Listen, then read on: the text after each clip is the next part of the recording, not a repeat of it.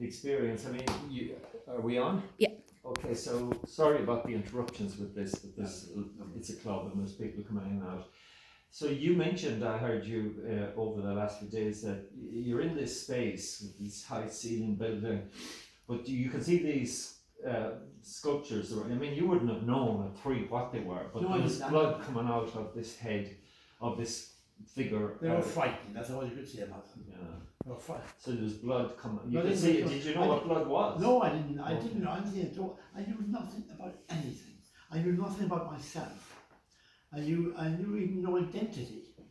All these things come to you, usually at your mother's breast. You begin to feel that your mother says, you're just like our Uncle John, who used to play for Mayo City, Mayo Town. You're just like him, and you suddenly feel a sense of pride. I'm just like Uncle John. I'd better live up to this. You wouldn't really register that until you're maybe 2 or 3 years old. old. No, I'm talking about 2 or 3. No, you're nothing before you're 2 or 3. Yeah. You're plasma.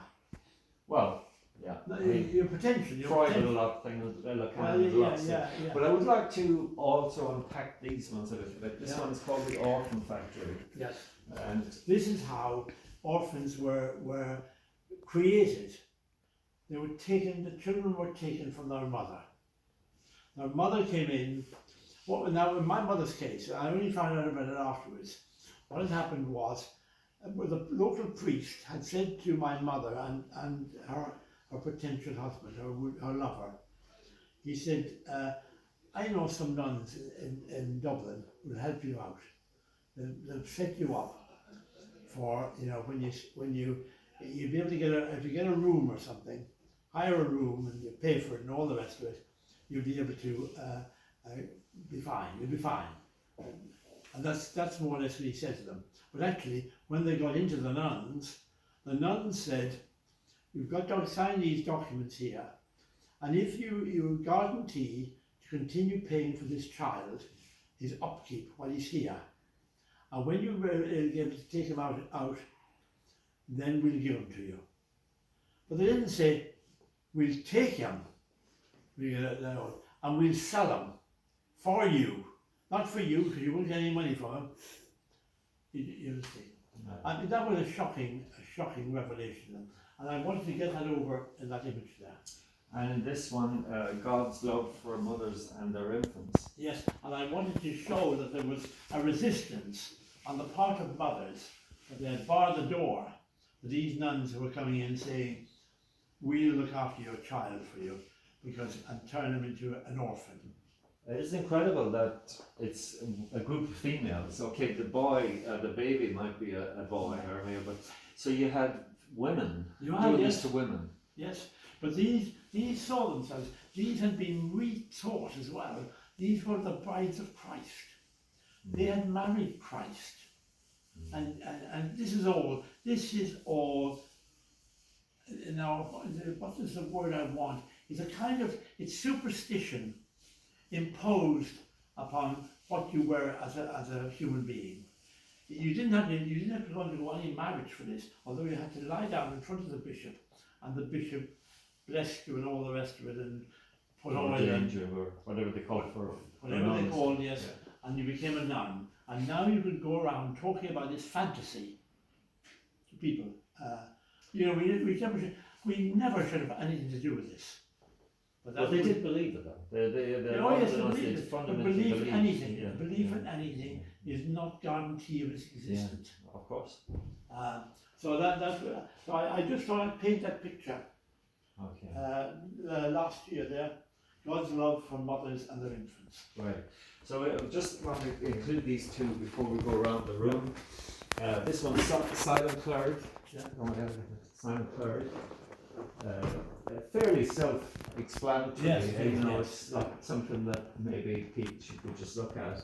In the background there, you can see the image of the Virgin in the statue, maybe praying or whatever. It's almost like a ghost in a way. It's not clear, is it the Virgin? But I think that's something that makes it very powerful, because all the pictures are more powerful by having no text. Yeah. Because people, the text should be running down between the pictures, but because they're there in their starkness, they take on a much more menacing sense. And this one here is, it's a Catholic doctrine of whatever you say nothing. Well, we have that in the next room too. We do. But that ambiguity is like, it kind of a bit of a, so like some people might think, is that a ghost? Which some people would associate with fear. And also maybe if it's the Virgin and you have faith, then that might be the very opposite. That kind of is very reassuring. Yeah, it could be, yes. There's two totally potentials. It could be that we know things that nobody else knows, and therefore we're more powerful. Yeah. But actually it could be because we're weaker, and that if you said something that disillusioned people of this, if you put up an exhibition like this, like the man said to me when he first came in on Saturday, he said, "This is all a scandal." From his point of view, I wasn't supposed to say anything about this. But that's precisely because I wasn't supposed to say it, I've said it. Well, you qualified to say it. I am qualified. This is your life. Yeah, absolutely. And then this one is the innocent. This is the innocent. This is men who had set themselves up as being alone. No woman could enter the sacred space of the altar. She could put flowers on the altar, but she wasn't allowed to have any role at all, not in shaping the doctrines, and that she should have had a powerful role in shaping the doctrines if it was to be really. I mean, in the Greek world, in the Greek religion, it was Vestal virgins that tended the candles and tended the altar. The men didn't play any part in it. So this is, and I put a teddy bear in his hand because I have known, longed for a long time, and it's, I mean, Peter Tyrrell, who was a chap in Letterfrack, he was brought into Letterfrack with his 5 siblings from Galway because the father was a drunk and couldn't get a job and couldn't look after him. So he was brought to Letterfrack, and they beat him on the first day he went there, and his siblings, and then they had sex with him every night. They forced themselves on him every night. And by the time he was 16, he had to be let out. He had to be let out because Ireland was supposed to be a republic, which is a state determined by the people.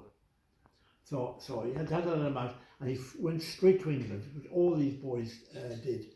And when he was in England, he came back, he joined the army because he found it easier to be an institution than to be out and struggling for himself. And he joined the army, and the Second World War broke out, and he went away. And he was captured in Germany by the Nazis, and he was imprisoned in a camp there as a prisoner of war. And he said the prisoner of war was far superior than the Letterfrack that he had been in as a boy. And he came back, a very interesting man. He came back to another very famous man. Remind me of the name. He was a great early. His father had been shot by a British Army officer during the 1916 rising, and his name was G. Skeffington. Yeah. G. Skeffington. His son was now running a campaign as a pacifist. Understandably enough, knowing what his father had experienced, he ran a campaign to stop beatings in Irish schools because they were getting notorious. Because they had this doctrine of maleness. The whole, listen, any religion that doesn't have a woman central in it should be seen as what it is. Well, with Peter, tragically, he actually got a container in London filled with petrol, and he went up onto Hampstead Heath, poured it over himself, and set himself on fire. So he died. Yeah, he couldn't. Peter Life didn't. He had gone past saving his life because So I wanted to bring something in that of a child's attractive little teddy bear. Well, we'll be looking at teddies because this is the first teddy here, but there are more to come. But it's also a symbol of gaining confidence from the mother and saying, "We're God's men. Your child is safe with us." So it's like a bartering symbol. Yeah, you're right. For that. But I want to ask you, we just turn around here and have a look at Letterfrack itself. Yes.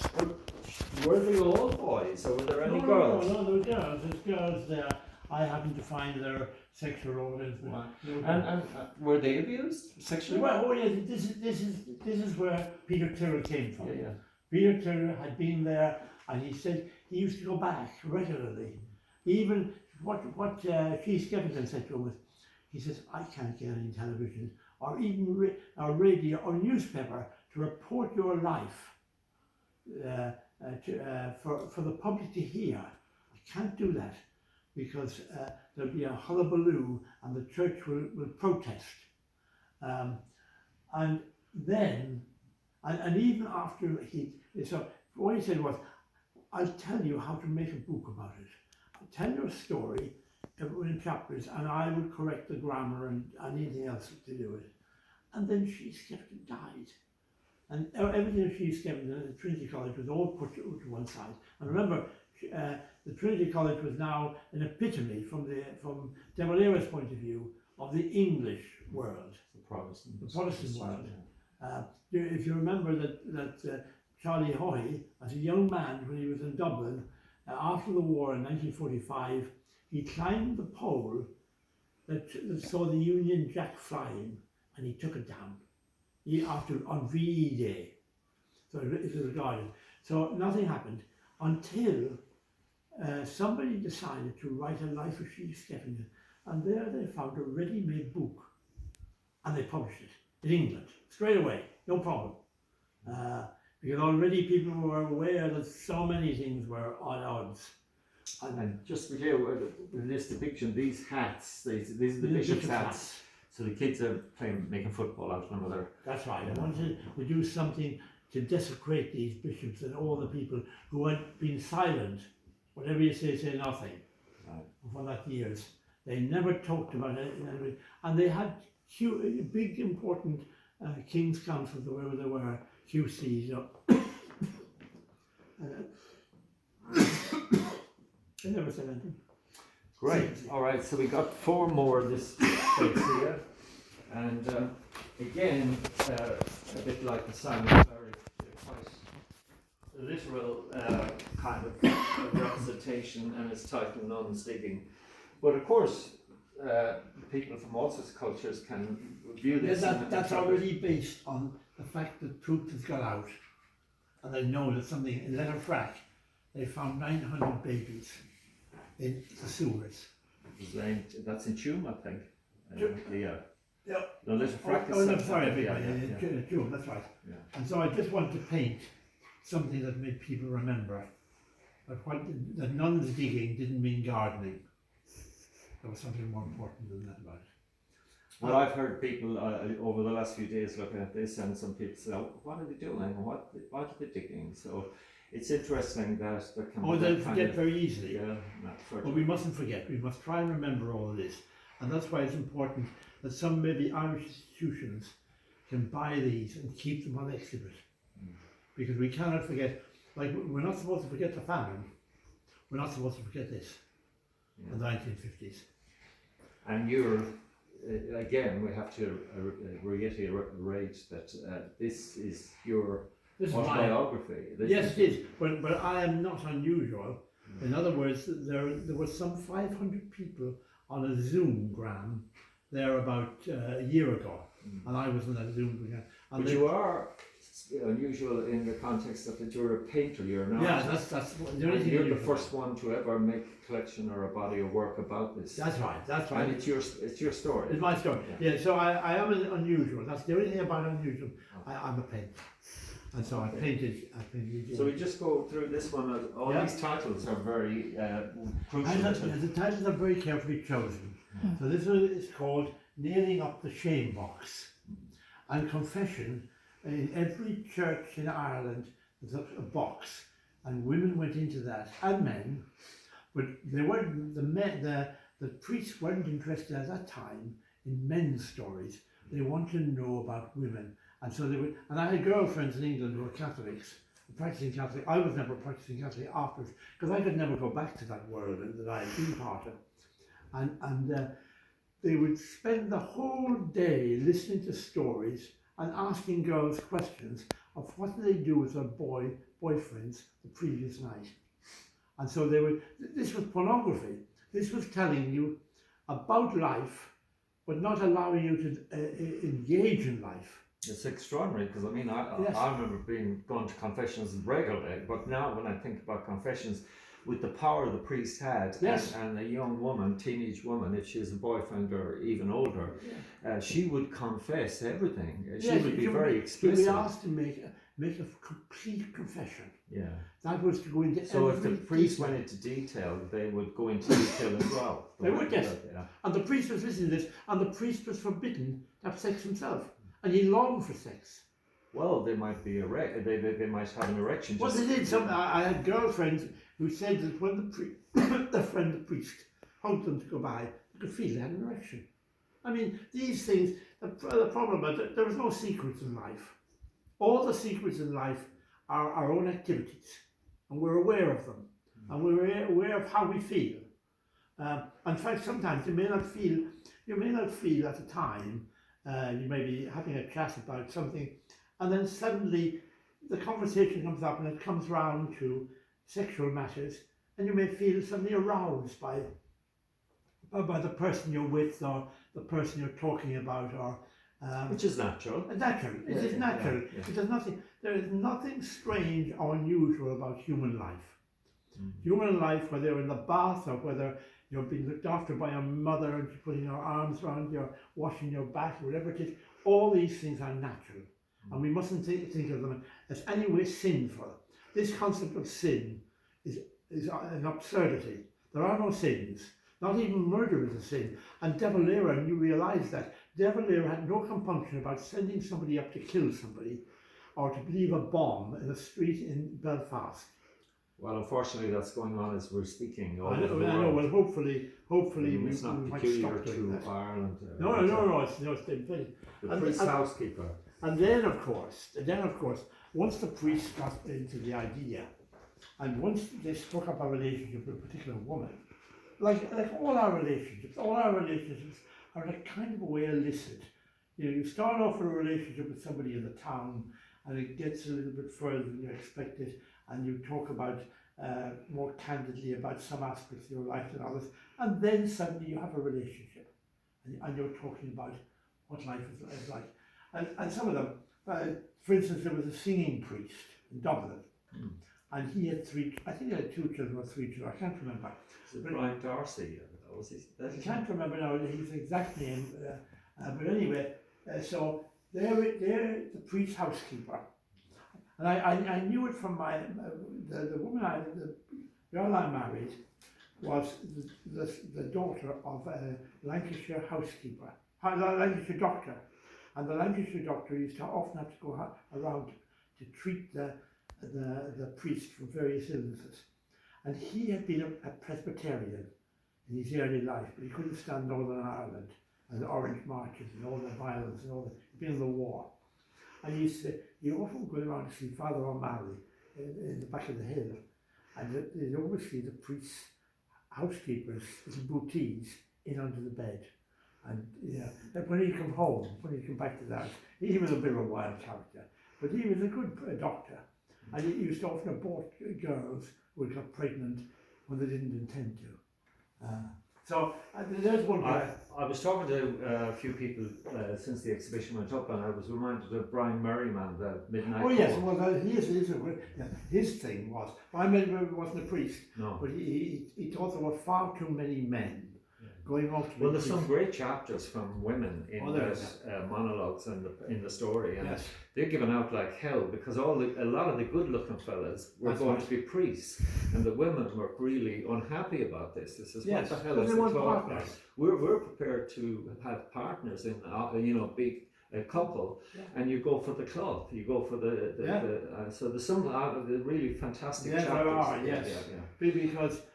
Maybe to have a priest lover might be better than to have a husband, because he would have the money. Midnight Court. Court of money.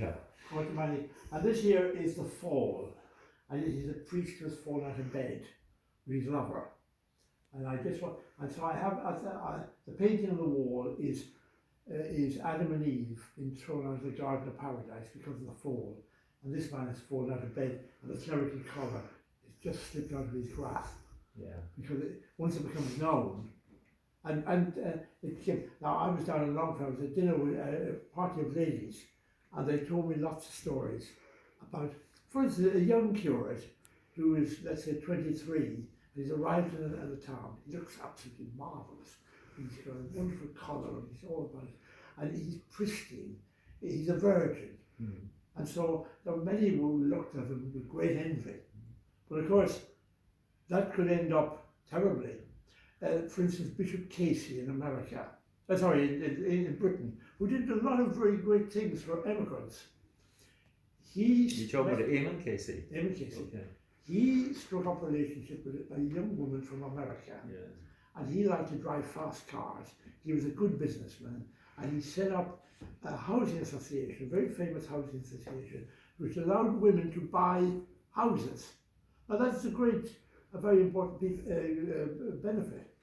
But of course, he gave her a child, and having given her a child, she suddenly came out. He couldn't do anything about it then. He asked her if she would like an abortion. Now this is way beyond the Catholic doctrines. Nobody ever said about abortion. Normally you said to the girl, "I'm sorry, I can't see you anymore. That's the end of it. I'm sorry, I can't. I'm very sorry. I'm extremely sorry. I really was sorry." But you never saw that the child was out in the world there, and he was like me, a child of sin. Only probably on a different level. Well, I remember seeing the mother on the Late Late Show, and actually I was very disappointed with the way she was treated by Gay Byrne. Oh yes, she was saying Eamon Casey's son at that stage was 17 years old, so he was a young man, and as a mother she says he had every right to have an identity, and she was ridiculed. Annie Murphy. It was shocking. It was shocking because the whole system was artificial. Yeah. That's what was wrong with the whole system. Okay, so we'll go into the next